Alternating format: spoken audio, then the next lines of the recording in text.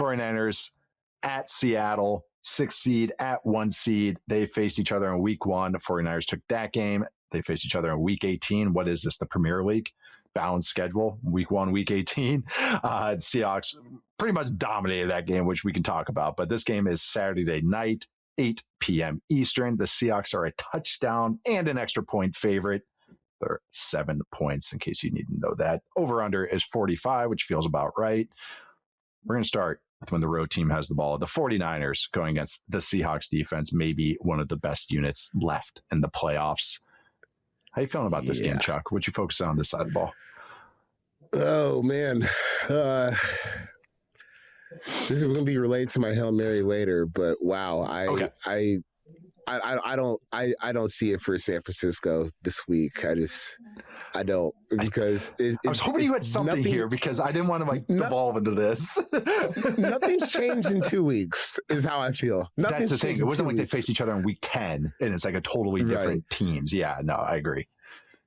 So unless the 49ers have been able to go back in time and get the offensive line they had when Jim Harbaugh was the head coach, I don't understand what different is supposed to happen here that happened last time. Because, this is one of those games last time, it's like you can draw whatever run scheme you want. But at the end of the day, your guys are going to have to be talented enough to block their guys. And they're just not right now. Mm-hmm. Even with Trent Williams back in the fold, it's still, it's so overwhelming what Seattle can do. And obviously, Mike McDonald deserves all the credit in the world for getting that thing up and running as fast as he could. But dude, their players are just really freaking good at playing defense. Especially in the front seven. I mean, it's just controlled chaos and war, and it feels like especially in the back half of the season, they just felt unblockable, and it kind of culminated in that week 18 game against the 49ers where they couldn't get a hand on anyone. They couldn't stay in front of people. They weren't stout enough to stay in front of people. And Chris McCaffrey got pummeled, and Brock Purdy had, one of the least effective games of maybe his post contract extension run with the 49ers. He had almost negative 0.4 EPA per drop back, and they just kind of just savaged them. So I don't really see anything different that would change the idea that, that's what I thought was going to happen last time. That's exactly what happened. And that was only 2 weeks ago. So I guess I'm trying to, that's kind of still where my head's at. And I don't really find what the 49ers did last week against the Eagles, all that convincing. As far as their chances to have a much better performance in this game than they did last time. I do think the defense, deserves a lot of credit for how they played over the past few weeks, just with how depleted they are. But if we're sticking on this side of the ball, I don't know. You're depleted on this side of the ball a little bit too, and you're going against the Monstars, and they whoop your ass 14 days ago. So I don't know. There's a proof of concept here. Again, I was just like, oh man, I feel like I remember that game. I was like, oh yeah, because it was 2 weeks ago, Nate. I was looking at my notes for it. I was like, okay, this is how I remembered it anyways. And I did rewatch that game. And the other side of the ball, I do think I have kind of more takeaways on that side from reviewing it, at least. This side, a lot of my original notes from that matchup carried over from what I've seen from the 49ers. And I mean, the Seahawks had a bye, but how I felt about the Seahawks. The 49ers, their run game has improved the second half of the year. The first half of the year, there was bottom 8-ish. And in the second half of the year, kind of top 6, top 7. Not as extremely good as 49ers run games that Shanahan passed, or just Shanahan's passed, not even just the 49ers, but more just pretty good. Good. I'll put it at that. They have the O-line weaknesses, O-line injuries. Trent Williams has been up and down or has been banged up and all that. But when I looked at this last game, the Seahawks only allowed one successful run the entire game. They didn't allow an explosive. They didn't get a single run stuff, but they didn't allow they only allowed one successful run. I think there was only 10 design runs, so that kind of takes away a little bit of it, but still a 31% success rate for the for the 49ers in week 18, and a gotta have it game at home. they wanted to get that bye week. Like they were so injured. They wanted to, like, we can talk about Fred Warner coming back. But that's the lowest a success rate Shanahan offense has had since 2013 when he was with Washington 2 name changes ago. Fewest rushing yards he's had as a play caller, bottom 10 explosive play rate in the game. He only had 2 explosives in that game. That's what Shanahan offenses are built on. And this is over 300 games including the playoffs. I mentioned this on that recap show we did. Seahawks only missed 3 tackles the entire game. And again, that's what Shanahan offense, everything that the Shanahan offenses are built on. Running the ball, explosive through the air, and making you miss a tackle like something over the middle, and play action on those. Play action, Brock Purdy was 8 of 9 for 38 yards, 1.1 air yards per attempt. They completely snuffed him out on third down. And a lot of those, you can see about Purdy doing the kind of the double passes. And he'll do that because he's a creator, and he'll do some jump passes where he's not feeling great and break contain and everything. But in that game, it was because this is where all 22 comes in. Watching it on film, the coverage for the Seahawks was tremendous. It was just, they knew kind of like where the one was. Helps having a Kubiak on the roster as well as on the staff as well. But also Mike McDonald's really good at this. And he's done it against these offenses many of times, is that they take away the primary and then they kind of know where you're going to lean towards. So you'll see these guys like linebackers, not even the stars. I'm talking like Drake Thomas and stuff. They'll be like, okay, all right, I'm moving over here and running with the crosser, but I know this is a high-low, so then I'm going to drift to the high now too. That's just good coaching and good game planning and knowing what the other team's going to do. Their fastballs are. And again, so they took away the play action. They took away the run game. Only allowed them to have 2 explosives, which is this team is built on. Purdy got snuffed out on third down because the coverage was so good. The Seahawks had 4 more dropbacks with 5 different coverages where they had 4 more dropbacks. Cover 1, cover 4, cover 2, cover 3, cover 6. Again, this is the Mike McDonald kaleidoscopic scheme. And that's another way to get after a Shanahan offense, is be unpredictable with the coverages, because so much of their stuff, how they package plays, is based on what coverage you're in. I don't know. I just watched this game and watched this matchup, and it's like, I don't know how much. Now Kittle's hurt too, which is probably your most dangerous weapon. I love Jawan Jennings. I love that. But Kittle is your most dangerous weapon. And you could feel his absence. You feel in the run game. There's plenty of on-off splits. You can watch it just on film or TV, how much he helps, block these edges. But then you watch the Quinion Mitchell, his second interception in that game last week. That play was designed to go to Jake Tonges, the backup tight end. Or I'm sorry, it was designed to go to Kittle, but Tonges is in because Kittle is hurt. And on that play, they're in 22 personnel. They only have 1 receiver on the field. And they're trying to get Kittle running away from a close split away from the corner. But this is, again, the NFL, and it's a matchup league. That's not Kittle. Your A+ is off the field. Tonjes has actually been a nice, pleasant surprise for this offense. And again, Shanahan gets the most out of his guys. But let's call him a B. But he's going against a first-team All-Pro.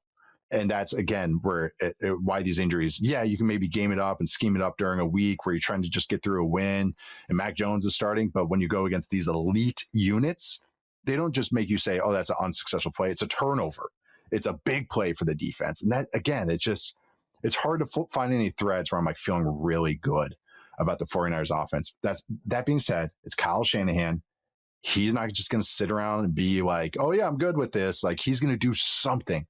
Jawan Jennings double pass, something to kind of just throw something in there to change this up, because he's probably very aware of what he's getting into too anyways. But any last thoughts? It's a tough matchup for the 49ers offense, even if I do think they will have some moments. But the Seahawks defense is just so freaking good. Yeah, I'm worried that with Mike McDonald having a week off plus the recent game, I feel like he might have some diabolical stuff tuned up for them, and their players are just a lot better, a lot healthier. So we'll see. Shanahan has a lot of advantages against a lot of other coaches, and McDonald's one of those where it's it's not that much. It's a little bit, but it's McDonald's really good at this stuff. His game plans are just, every time he's gone into these types of matchups where he's going against one of the dudes at play caller, he steps it up too. Ben Johnson, when he was with the Ravens, and Ben Johnson was the Lions, Shanahan before, he's going to step it up and crank some stuff up. So I'm very excited to watch how this plays out. The AFC title game before he left Baltimore, I know they lost, but they held Mahomes without a touchdown for 2.5 quarters to end the game. They just couldn't close on offense. Yep. So he's got the goods. And even the few weeks before that, there was the big game where Purdy had the MVP, like touted, he was like the favorite. It was Lamar and Purdy. And then they played that like Monday night or Sunday night game. Ravens 49ers did. And I think they forced Purdy to throw 3 picks and everything. I don't know. He's good. He's really good. And these guys have been exposed to a lot of Shanahan offenses. So a lot of the tweaks that they usually throw and change-ups they throw, they kind of know when to sit on them. So let's get to the other side of the ball, because I do think this is interesting. I'll start with rewatching that game. And I know I'm an apologist for Sam Darnold. Seahawks offense would actually look pretty dang good. If you look at this, just the second half, he had a 57% success rate. They had 7.7 net yards per attempt, 0.38 EPA per pass. The run game actually looked pretty good now, and it has for the last second half of the season. It's not great, but it's above board. It's above that kind of 40% threshold that you have to get to, and they can do it. They've achieved that in the second half of the year. I have some thoughts on this game and kind of like the conundrum that the 49ers are in, but I'm curious before I get into it, Chuck, what did you think about this matchup between the Seahawks O and the 49ers D? I've been pretty impressed, I guess, with what the 49ers defense has been able to accomplish in recent weeks. Not to say that they're good, but I mean, the last time you played, because they're just so depleted. I mean, it's tough at this point. They've lost so many guys, and we were talking like they're starting Fred Eric Warner. Kendricks. I was stunned because I that's one of those guys where like I got a jump scare. I was like, wait. Hold on. Eric Kendricks, like I remember when he was supposed to be like, is there another Kendricks brother we don't know about or something? Right. And now, but the fact that he's playing, like it says a whole lot. And still, they did play a game where Seattle only scored 13 points. Last week against Philadelphia, they stepped up on the final drive, a little bend don't break, but still they were kind of able to overcome some shortcomings and hold the Eagles to 19 points, which is tough at this point in the season to play, especially on where they are health wise. So I do think that like there is some like reason for praise here for Robert Saleh and the work that they've done, and it kind of shows why he's getting some of these head coaching interviews or why he's going to be requested for them once this is all over. But still don't have enough to win. I don't think they have enough to compensate for what is about to happen on the other side of the ball. Even if you you think you did a decent job, although I agree with you. I thought Sam played a pretty good game last time. And when you start like digging through the numbers and look at the film, like, Seattle, they probably could have scored a little more points than they ultimately did. I don't think the same is true for the other side of the ball, but some yards were left on the field there by the whole team. So the tough part, like when you're in this situation as a defense where you're down Fred Warner, no matter what they say, like that's one of those smoke screens. Oh, Fred Warner might play, man. That's one of those smoke screens that's so ridiculous. Like it doesn't even throw the team off. You're like, no, he's not going to play. Like you're wasting your own time by telling us that he's going to play this game. And even if he was going to play, the last time I saw him, his leg was in 2 pieces. So I'm going to run at him every single play if I can. So if we're just going to keep it above on how people think about these things. Right. He was in the owner's suite, just a couple weeks ago. He was in the owner's suite. He wasn't even on the sideline. So he didn't say he's going to play. Tell me okay. Right. Don't tell me he's going to play in this game. It's just so tough. Like when you're in this day as a defense, like, okay, come out and do it again. And they're not a defense that is going to like force, they're not like a Brian Flores defense where we're going to force the action with a whole bunch of blitzes. They're going to, do what they do. They're going to rush for.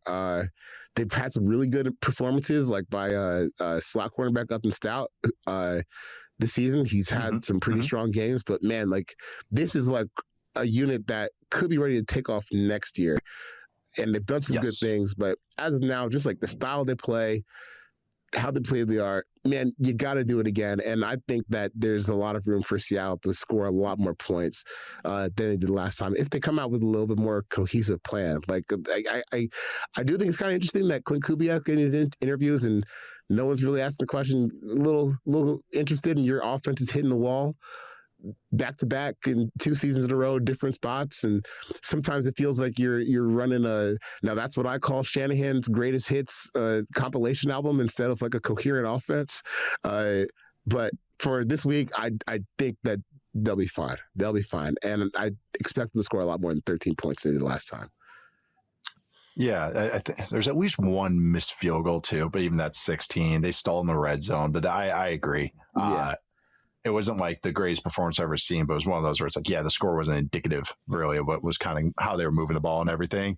And for me, I mean, you watch Sam Darnold. Okay, whether you like him, whether you're not, whether you think he's Jets Sam Darnold, whether you think, Mr. Mono, whether you think he's the Vikings last year before he crapped out, whether you think he's susceptible to crapping out at any moment. And when I say crapping out, by the way, anyone that doesn't know, I'm talking about like dice, craps, like crapping out, rolling a 7, is that if someone asked me about that, he's like, why do you always say people are crapping out? Like, why do you say it? I was like, oh, I'm talking about craps.